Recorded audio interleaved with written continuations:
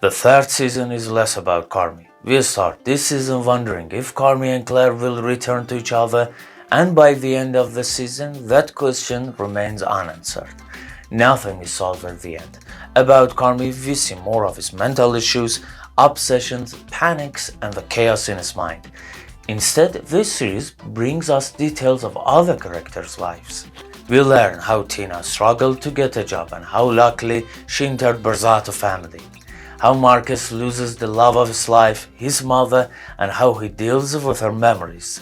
And the most beautiful episode is the 8th, where Carmi's sister Natalie goes into labor and her mother keeps her company.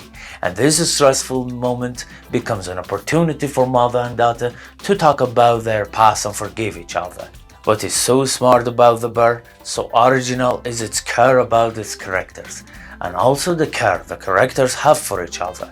The plot takes sufficient time to characterize, to define each character's place and his inner workings. They fight, argue and shout, they become mad at each other, but it never comes to the point where they hate one another. In contrast, it is safe to say we rarely find such love, such deep love between characters on a screen, in series and contemporary movies. Christopher Storer, the director, achieves a bold point. He frankly brings the characters' conflicts into the picture, doesn't censor them, and simultaneously makes sure we know these characters love each other deeply. The close-ups in The Bear are exceptional. The camera gets so close to the faces that we almost expect it to go beyond their skin. That's because what matters to Christopher Storer is what's inside, what people think, feel and dream. Quick cuts, energetic music, lighting, and especially food designs are engaging and powerful. When Natalie and her mother go to the hospital for Natalie to give birth, this is when we see all the close-ups. The two actresses play incredibly.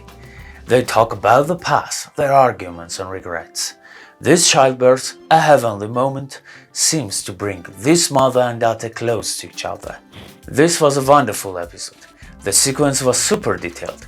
And if you watch the second season, particularly the episode called Forks, you would understand why it's so amazing to see this mother and daughter bond. I've reviewed the first 2 seasons of The Bear in this video. Season 3 ends with 10 episodes with a written note at the end of the last episode that says to be continued. This season doesn't move the story forward much, it just explores more about the characters and their pasts. By the end, we are left with 3 big questions. What does the Chicago Tribune's review say about the Bear restaurant? If it isn't positive, will Uncle Jim still support the restaurant? 2. Will Carmi call Claire? 3. What decision will Sydney make about her new job offer? Will she leave Carmen?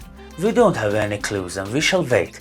I find everything extraordinary about the Bear series, but Season 3 doesn't advance the story much, it just fills in some gaps from the previous 2 seasons.